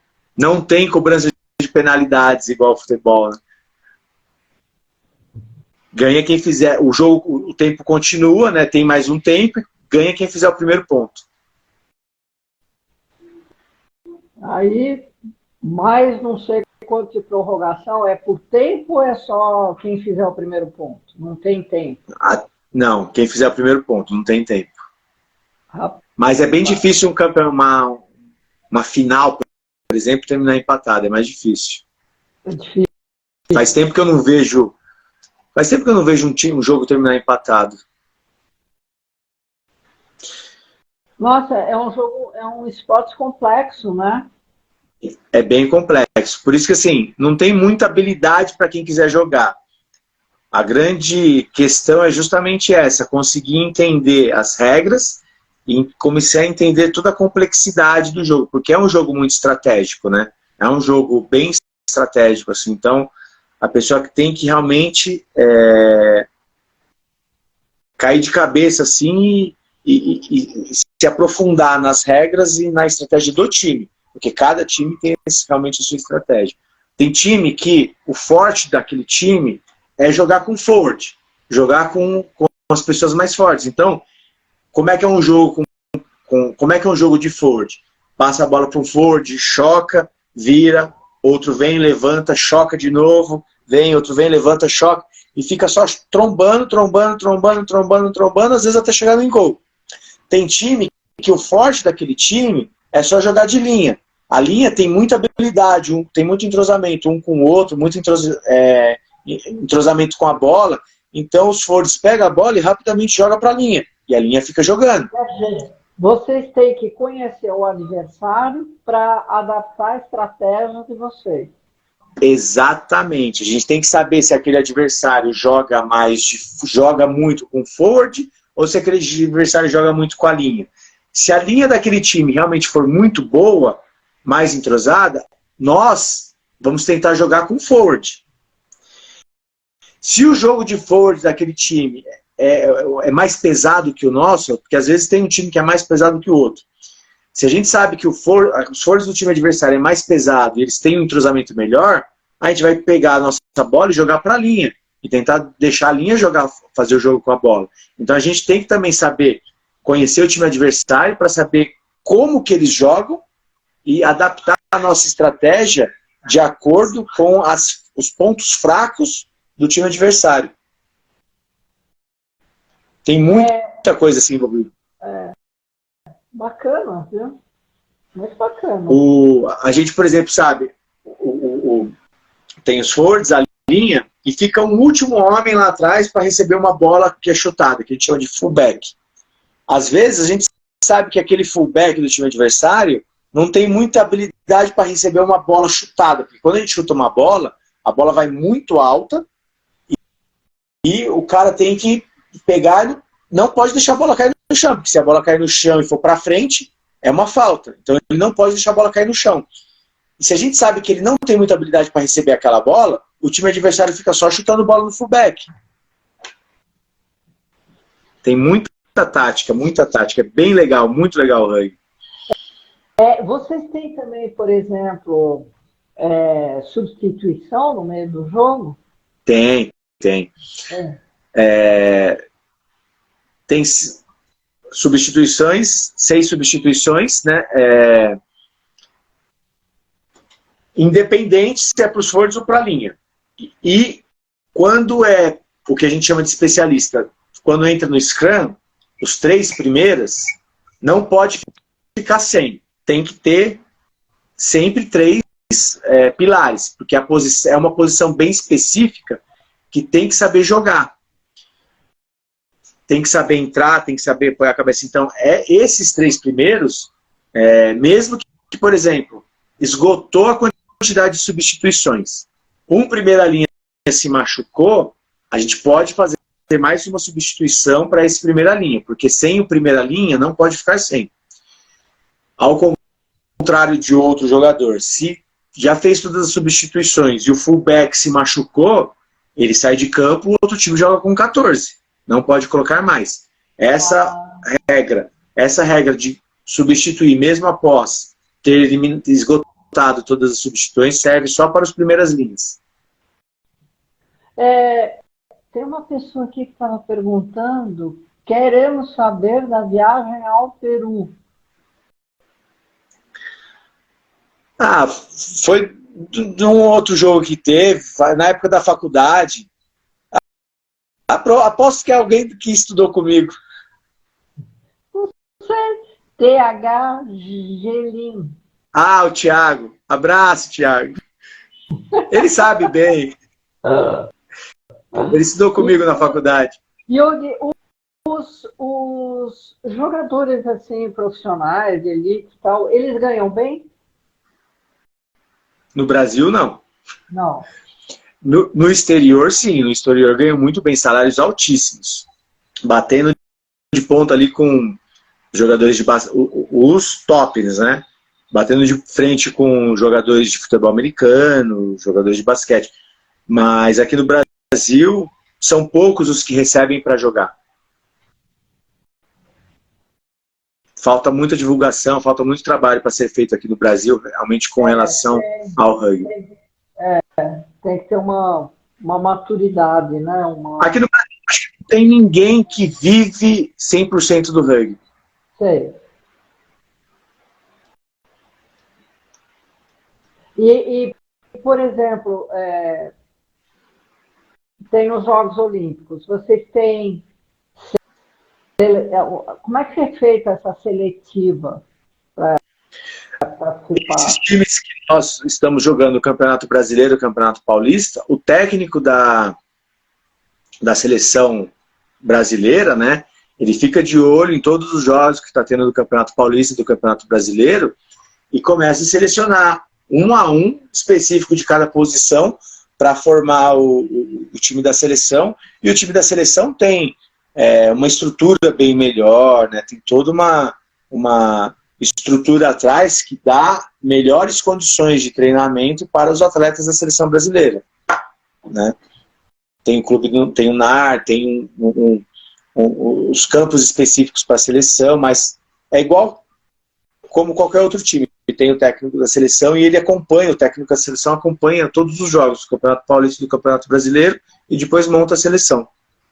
Vocês, quando vocês jogam, por exemplo, tem também os custos da viagem, não tem? Porque não deve ser tudo em São Paulo, deve ter...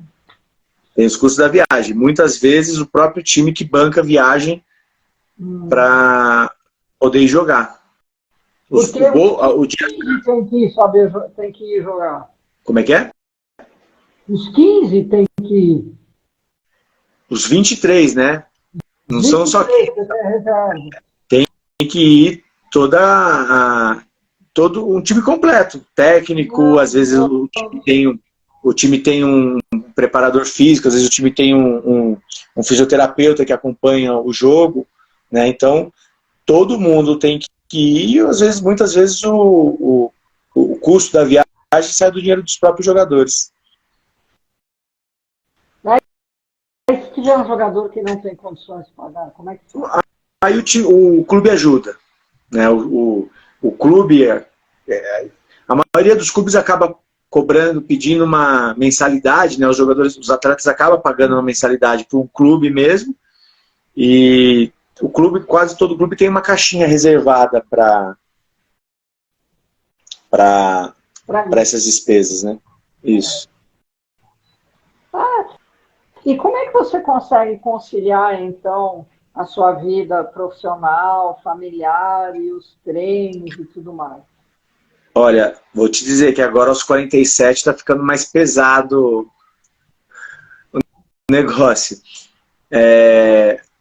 Terça e quinta treino, às vezes eu não consigo ir duas vezes da semana no treino. Os treinos são da 8h30 às 10h30 da noite. Os treinos são à noite. Onde é? Nosso time está treinando lá no Clube do Tietê, ali na Marginal.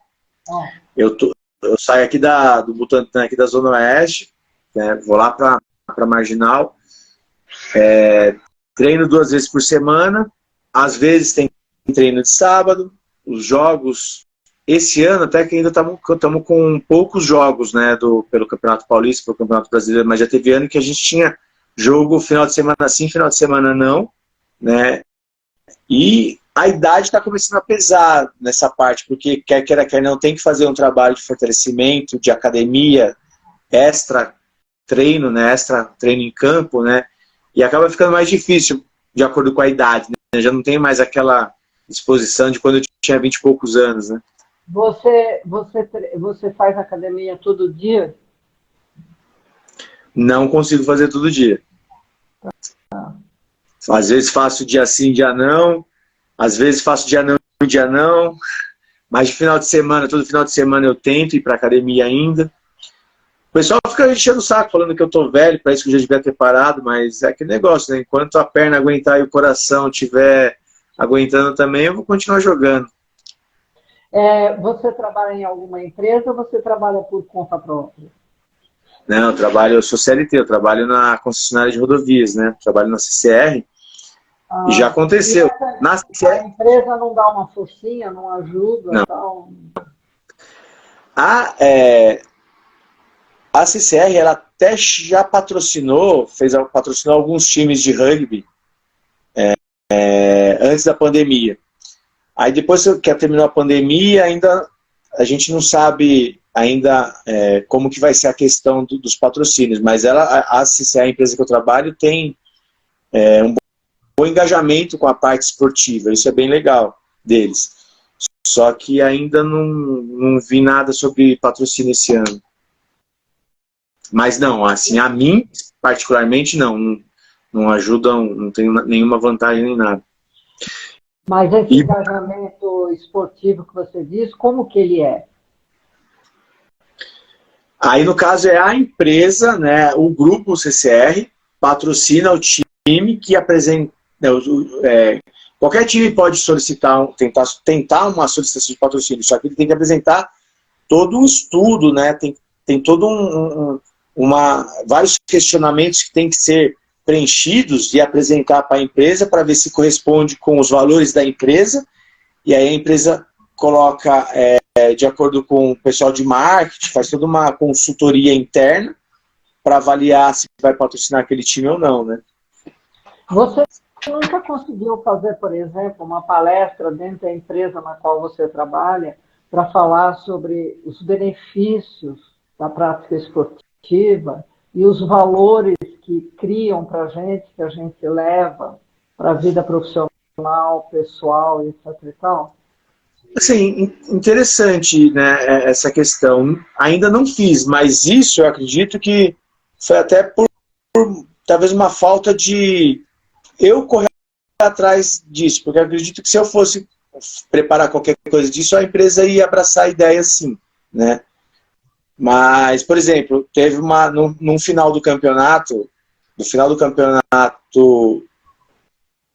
acho que da Série B, quando a gente estava na Série B, a empresa onde eu trabalho, são 2 jogadores de rugby que trabalham lá, né? E a gente trabalha meio que na mesma área. Só que ele joga num time e eu jogava no outro. E a final ia ser entre os nossos 2 times.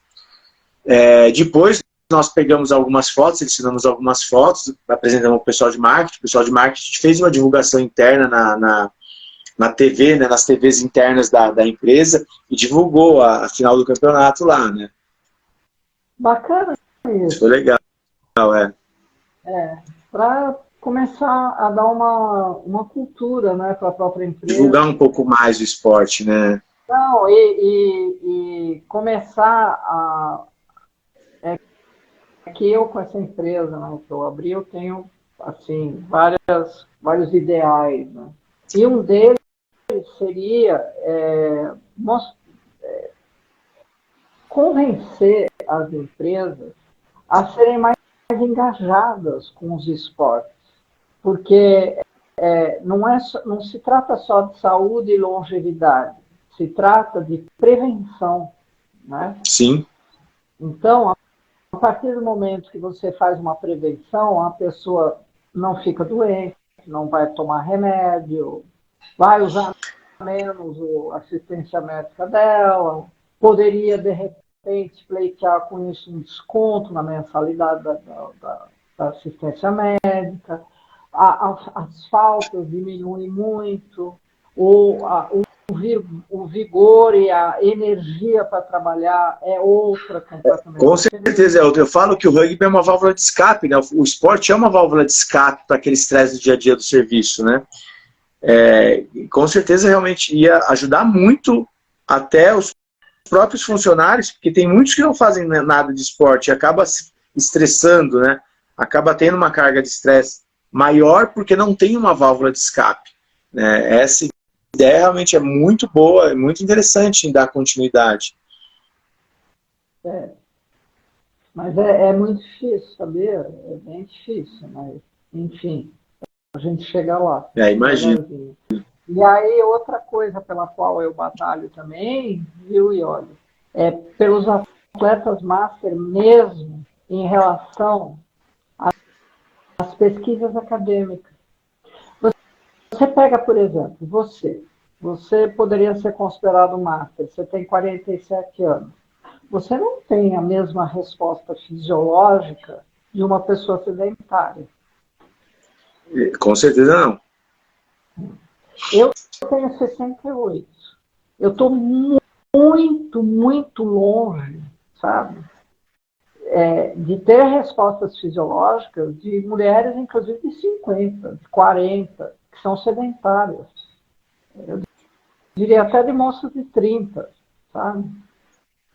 Porque eu treino todos os dias, eu chego a nadar entre 3 e 4 quilômetros por dia, 5 vezes por semana, se não 6.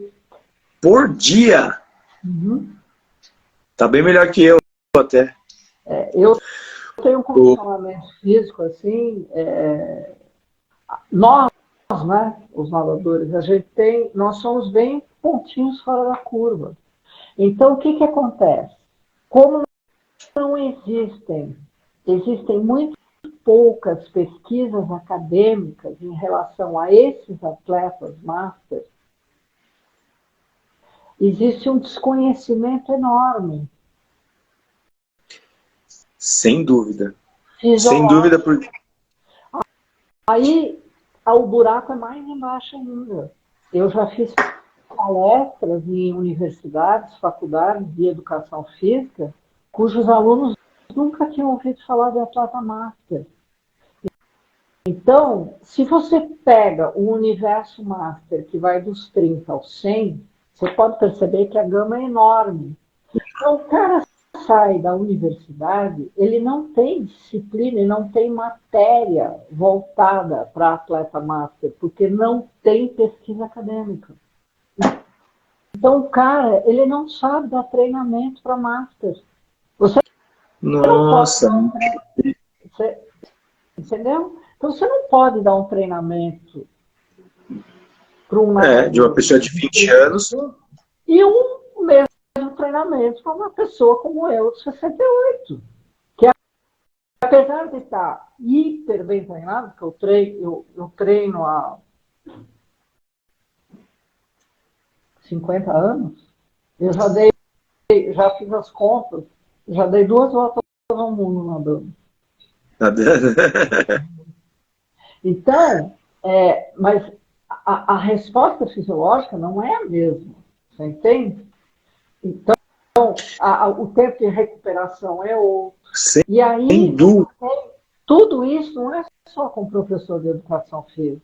Você tem os próprios médicos, eu tive depoimento de anestesistas, nadadores, que falaram. Nós não podemos, quando eu pego um atleta master, que eu vejo que o cara é atleta, e eu tenho que dar uma anestesia, não é a mesma anestesia para um sedentário. Só que isso eles não aprendem na universidade. Então, você percebe? O buraco é grande.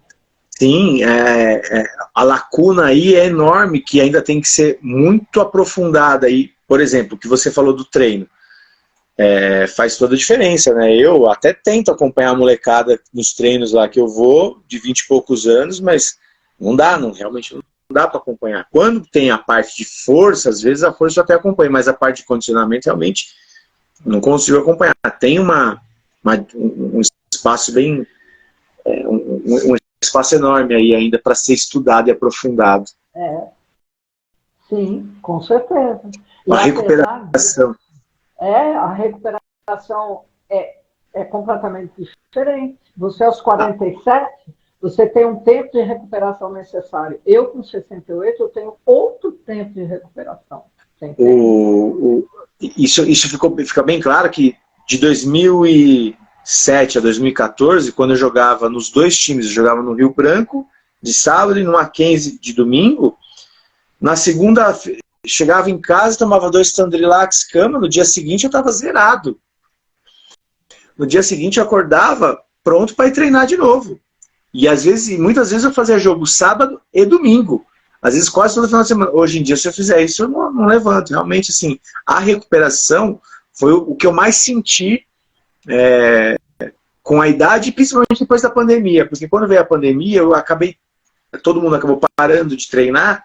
E quando eu parei de treinar, eu não consegui mais recuperar como eu estava antes da pandemia. Então, assim, depois da pandemia... Isso também é outro ponto, que com a idade, para você voltar a ser o que você estava sendo, o tempo é muito mais longo e eu diria que o treinamento teria que ser muito mais intensivo.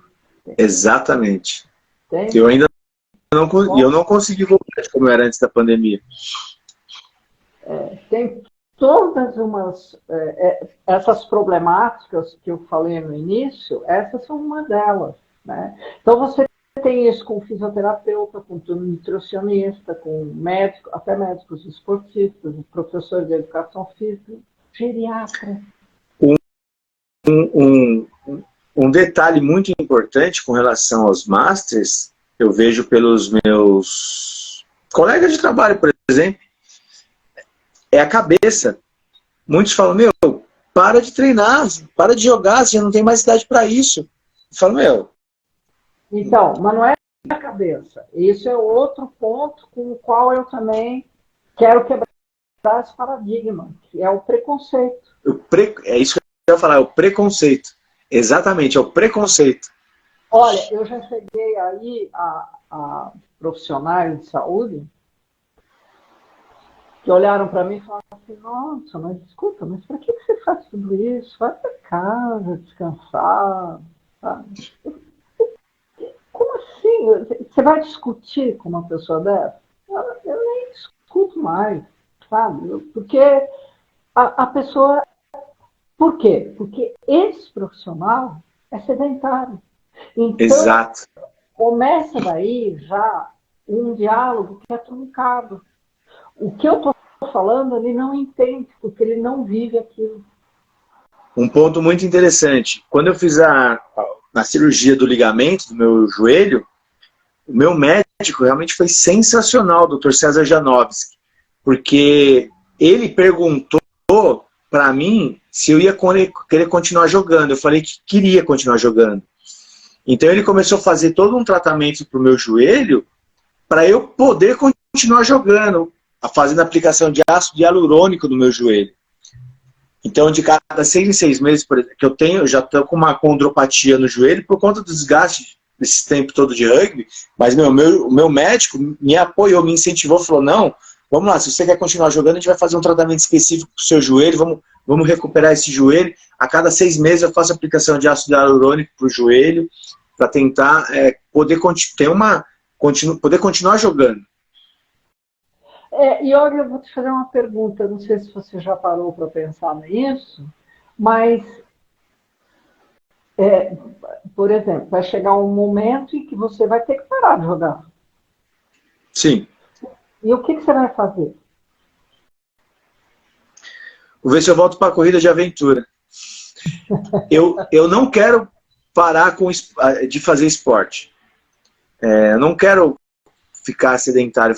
Realmente a vida inteira fiz esporte. Eu não quero continuar ficar sem fazer nada. Ou eu vou continuar fazendo uma academia, vou continuar engajado no rugby, vou continuar envolvido no rugby, mesmo quando eu parar, vou continuar no rugby ou na diretoria, na parte interna, mas vou continuar fazendo algum outro tipo de esporte. Isso eu quero continuar a fazer. Chegar no 68 inteirão, que nem você tá, conservada no formal. Eu quero tentar chegar no 68 ainda. Olha, você sabe que eu nado águas abertas também. Nossa, que é mais difícil ainda.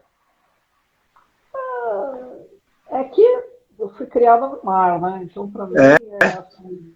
Mas, assim, eu fiz uma prova em janeiro, foram 16 quilômetros. Aonde?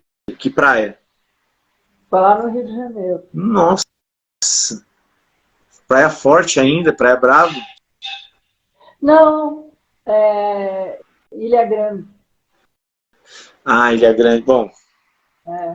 Mas mesmo assim, 16 quilômetros é muita coisa. O coração tem que estar com o motor assim tinindo, né? Pulmão tem que estar zerado ainda. Mas você sabe, eu fazendo esse trabalho, ele é maravilhoso, porque a gente acaba descobrindo pessoas que fazem coisa absurda. Por exemplo, eu fiz uma live com uma mulher que é nadadora de águas abertas, ela fez 60 anos. Para comemorar os 60 anos dela, ela resolveu nadar 1 quilômetro por ano de vida. Ela nadou 60 quilômetros. Nossa, com 60 anos? Sim, senhor. Eu passei a noite inteira acompanhando a filha dela que estava no barco. Ela levou 21 horas e 18 minutos. Nossa! Que Agora, sensacional! eu vou te contar uma outra, que eu nunca vi isso. Eu estou tentando ajudar, inclusive se eu vou até depois mandar o material que eu coloquei no ar na minha rede social. O Sérgio Cordeiro, ele é triatleta. Você sabia que existem provas de Deca Ironman?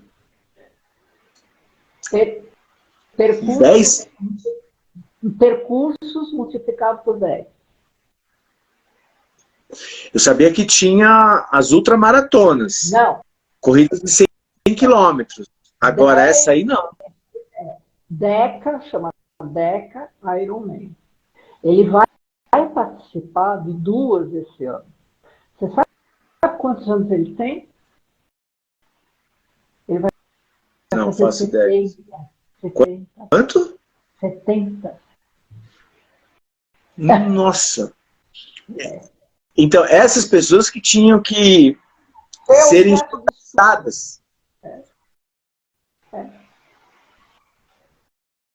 Essas pessoas que tinham que ser estudadas. Eu entrevistei uma pessoa, o Marcelo, ele tem agora acho que 60 ou 61 anos, ele deu a volta ao mundo de skate. Como? Andando de skate, deu a volta ao mundo de skate. Nossa! Em todos os países que você fosse imaginar. Ele levou 12 anos. 12 anos? Que sensacional. Então, são coisas assim fantásticas, fora de série. São pessoas que inspiram.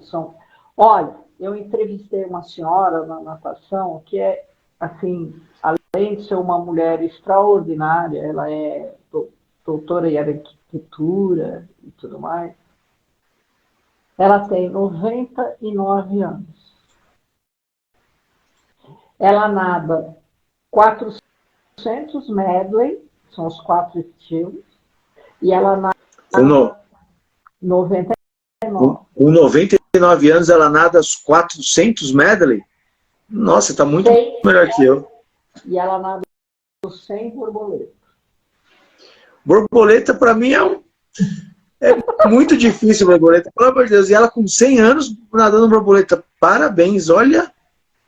Então, nós não nos damos conta, mas nós somos formadores de opinião e nós somos pessoas que podemos inspirar outras.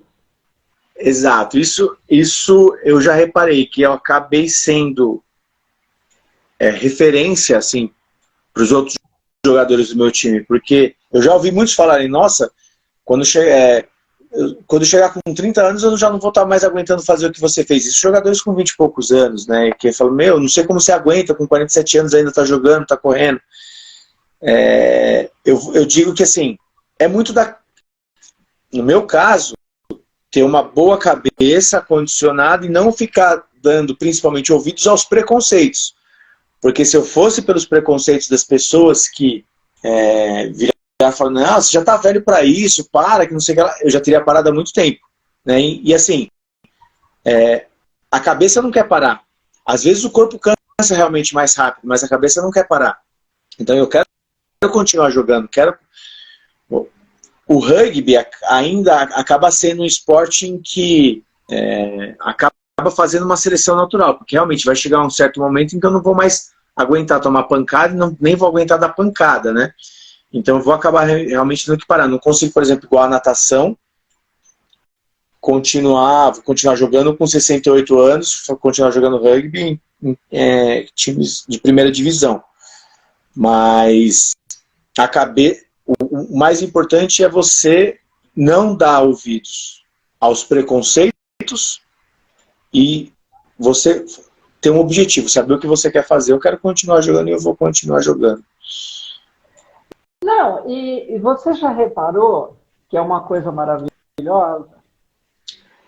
Sim. E um atleta assim, a gente não vive nem no passado, nem do passado, a gente só olha para frente. Você já reparou?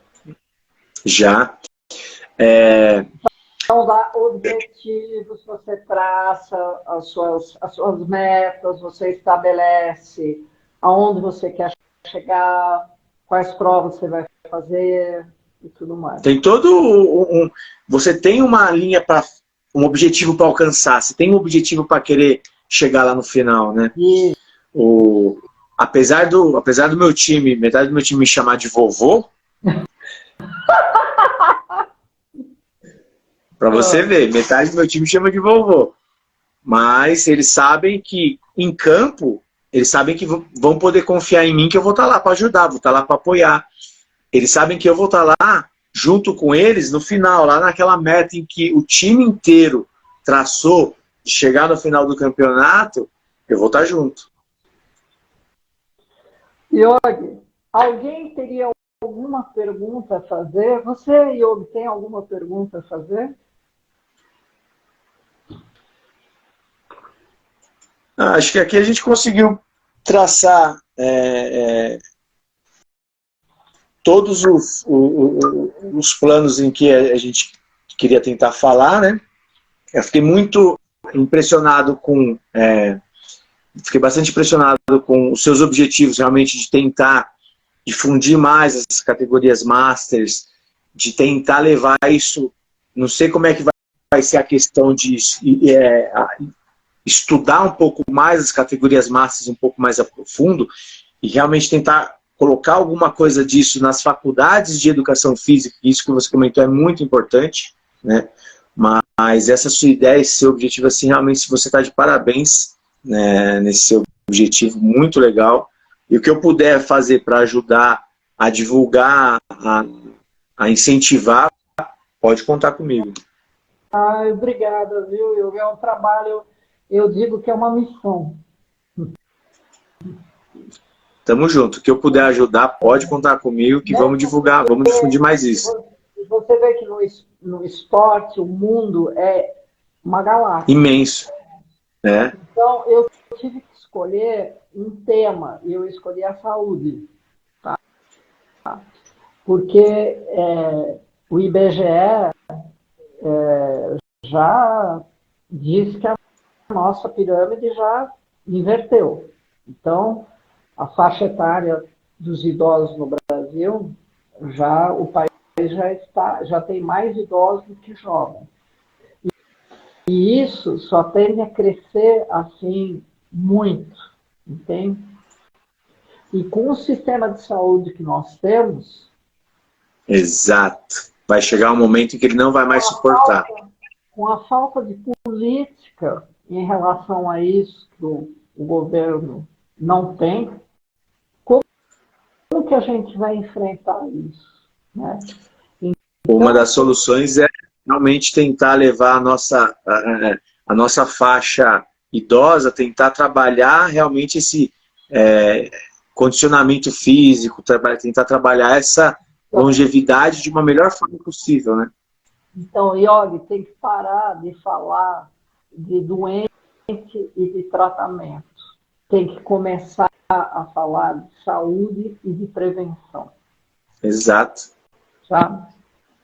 Não tem outro caminho. E o caminho para isso é esporte. Esporte é a solução do negócio. Porque sem sombra de... com o crescimento de idosos, você vai ter um crescimento assim, exponencial de tratamento, de exame, de internação, de cirurgia. Quem que vai dar conta disso? O sistema público não vai dar conta. Quem não tiver plano de saúde está ferrado. Não, até os planos de saúde já estão com a corda no pescoço, porque eles não estão dando conta. Porque os custos disso são imensos. Nossa. O buraco é grande. Então, o que eu puder fazer para pode contar comigo. Tem que fazer propaganda de sabe? Vai, mexa seu corpo, sabe? E eu reparo que muitas vezes a própria pessoa tem preconceito, porque ela acha que ela é velha para fazer aquele esporte, para fazer algum esporte. O preconceito às vezes está dentro da própria pessoa. Ah, não, eu não tenho mais idade para isso. Cansei de ouvir, já chamei amigos um pouco mais velhos, já para se quiser jogar, vamos jogar comigo lá. Não tenho mais idade para isso não. Então muitas vezes o preconceito começa dentro da própria pessoa, né? Exatamente. Eu sempre falo que quando eu vejo uma mulher, então, aí a gente pega os exemplos de uma senhora de 99 anos que nada sem borboleta, a mulher de 60 que nada 60 quilômetros, o Sérgio com 70 anos. Que vai 70 anos, fazendo DECA. Como assim? A gente pode fazer o que a gente quiser, quando a gente quiser. Exatamente. Basta querer. Exatamente. Sabe? Então, olha, adorei conversar com você. Agradeço. Prazer foi meu, Fabi. Olha, toda a aula que você me deu aqui. E assim que a live estiver gravada, né, salva, eu mando para você, tá? Ah, por favor, manda o link, eu vou usar isso aqui agora como referência para quem vier falar que não tem mais idade para fazer esporte, eu vou mostrar ou essa live. Muito obrigada por tudo, obrigada a vocês todos que estão assistindo, e eu espero que a gente tenha elucidado e mostrado o teu esporte bonito, né, e fazer com que ele seja mais conhecido e reconhecido, tá bom? Obrigado. Esporte é vida, né? Sempre. Esporte é vida. Verdade. Obrigado por esse espaço aí para ajudar a divulgar o rugby aqui, viu, Fabi? Imagina, foi um prazer. Tchau, Fabi. Obrigado.